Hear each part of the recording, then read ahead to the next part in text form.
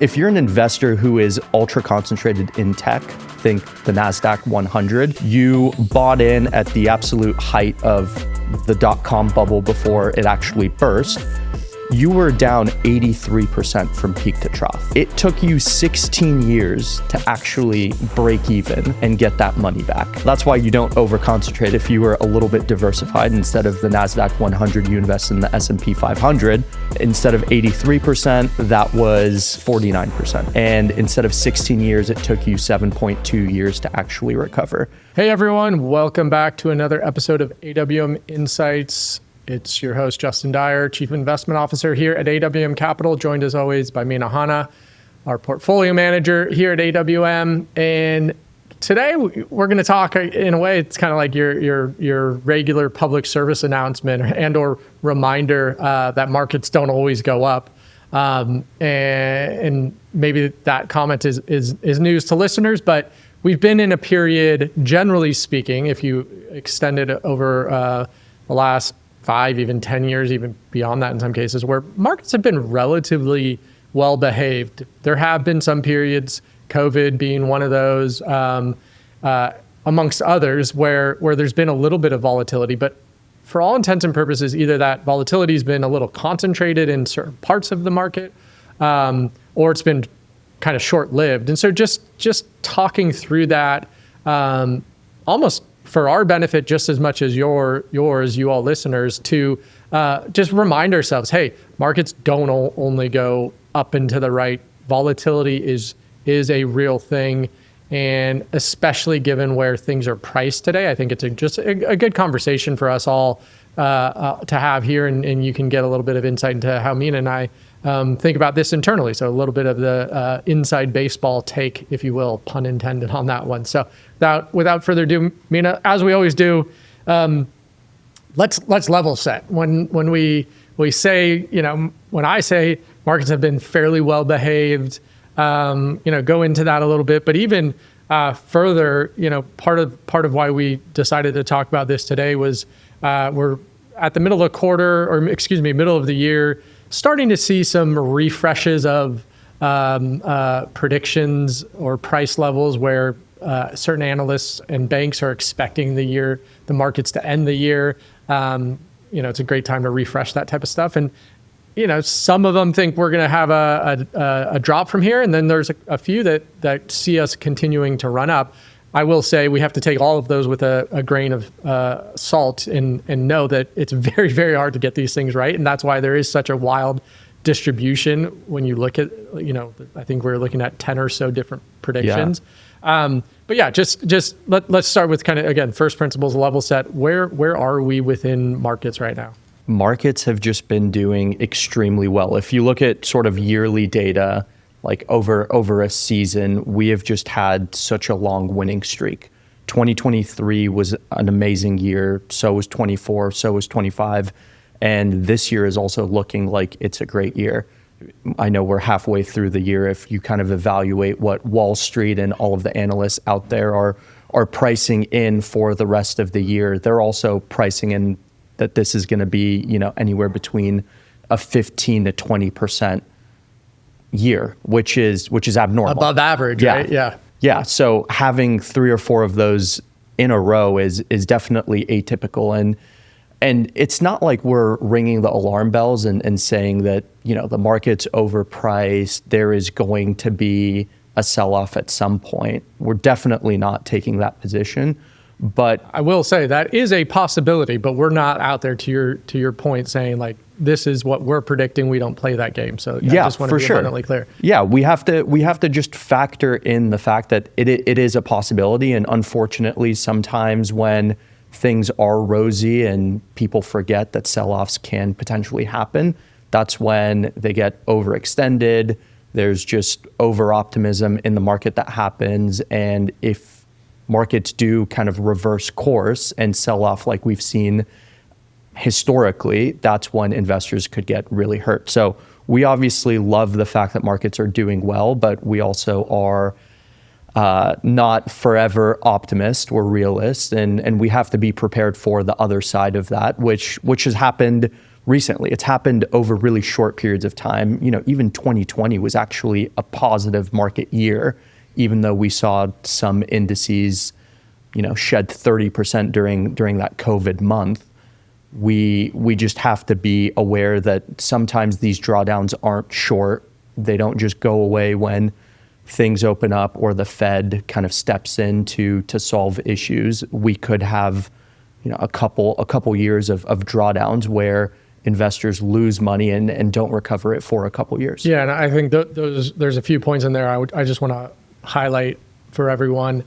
One is what in a way what we're most concerned with are those long drawdowns, because COVID, it was terrible. It was extreme, but it was quick. And when things happen quickly, in a way, it's like it's too fast for us to react one way or the other to, or individuals to act one way or the other to. The long extended drawdowns is really where if you get complacent, if you kind of change your assumptions and believe that markets can't do this, don't do this anymore, that's where you really get yourself into hot water. And what we are most concerned with when we're constructing portfolios for clients, we want to make sure the most important things in client or priorities in our clients' lives in that journey for the 100-year family or to fulfill the journey of the 100-year family are protected, because when they're not, and when the inevitable, it is, I will say this, I think I can say this side of it from a compliance perspective, the inevitable market correction or whatever framing you want to put on it, markets will go down at some point in time. They will. And you need to be protected for the most important things in your life, whether those be a tax payment or living expenses or other things that you have framed and classified as being incredibly important to you.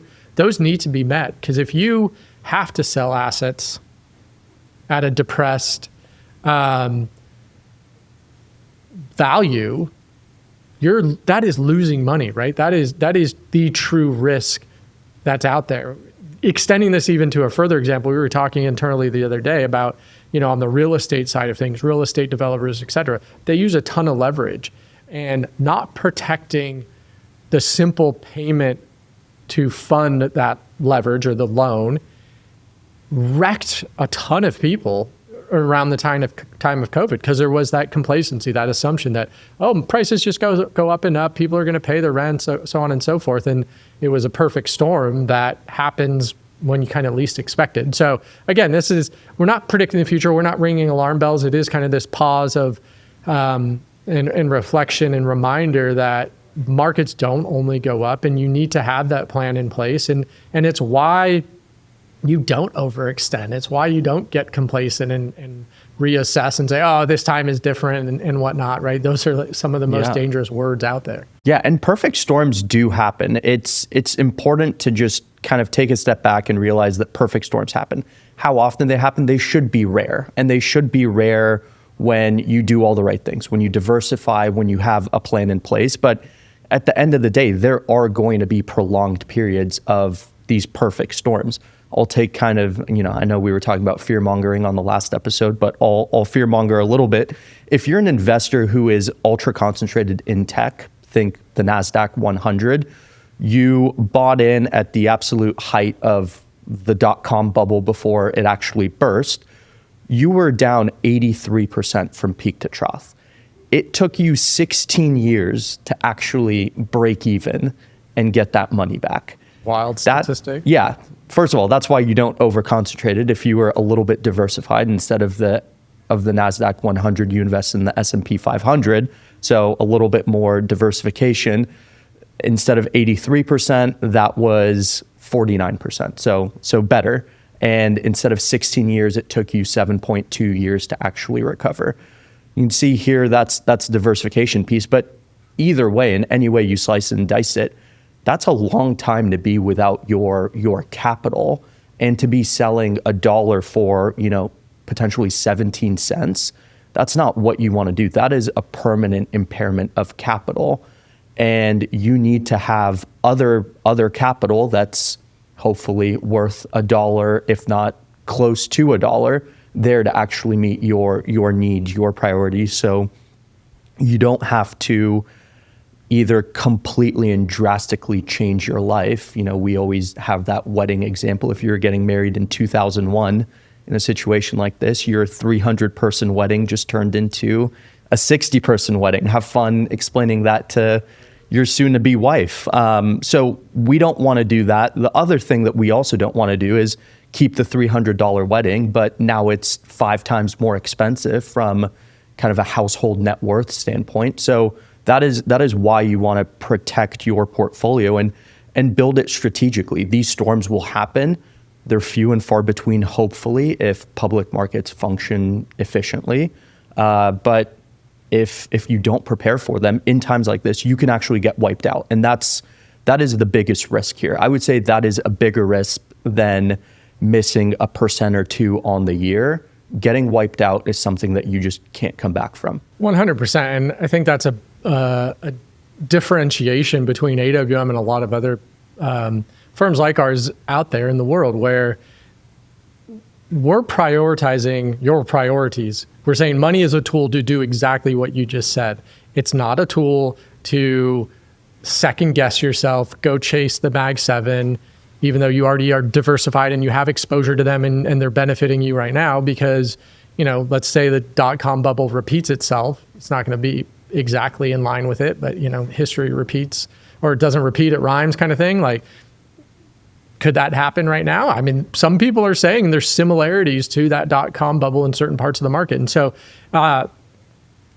reframing how we are investing money. You're not investing money to chase hype. You're not investing money for the fear of missing out. You're investing money to accomplish your priorities, and protecting those priorities is what we do every single day in times where markets have just gone up and to the right with, again, there's been volatility. It's been, I think, relatively subdued over the last 10 years, certainly, versus, 20 plus, going back to .com, the great financial crisis, the early 2010s or aughts, whatever they call it. Like that was an interesting period in the markets.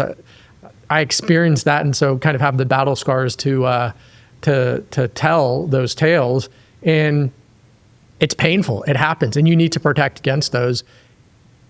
Giving up the extra 1 or 2% so you can accomplish what is absolutely most important to you in life and have that hopefully that peace of mind. It's a different reframing. It is the that concept. Money is a tool to accomplish what's most important to you. This is how you should invest to do that, right? This is how you should invest to accomplish that over the short term and over that 100-year journey that we talk about quite a bit. Yeah, and you sort of highlighted this briefly, but it has been an extremely long period of time. Like, I forget that 2008 was 18 years ago. It's sort of shocking when you say it out loud. That is a long time ago. There are people that just forget the historical lessons and the financial, call it fundamentals and physics when things stretch out that far. So I would say that is a big differentiator in how we approach things. We want to be ready for that, 5.5-year drawdown. We want to be ready for the 10-year drawdown if that happens. Because if you're not, and it's a 10-year drawdown and you have to dip into it, like we've said, it is an impairment of capital that you just can't come back from. So that is definitely a different philosophical approach. But yeah, it is something that prevents, call it, catastrophe. Yeah, totally. And it really impacts you listeners, all of us, accomplishing that goal of the 100-year family. So we'll wrap there. Hopefully, just again, a kind of helpful conversation, a little bit of back and forth between Mena and myself on what we're always keeping in mind when we're constructing portfolios and even having conversations both internally and externally. Right, it's a reframing, if you will, and really, really important to reiterate that the idea of protecting what is truly most important to you, so you can accomplish that goal of the 100-year family. But yeah, hopefully the conversation is helpful. No ringing of bells or anything like that. We don't know exactly what the future will unfold or how it will unfold, but it's always a healthy reminder to check yourself, right? To be potentially mentally prepared, to have that plan ahead of time. And we're protecting your assets, your priorities in this way. So if you have any questions, shoot us a text. 626-862-0355. And until next time, own your wealth, make an impact, and always be a pro. Thanks for listening.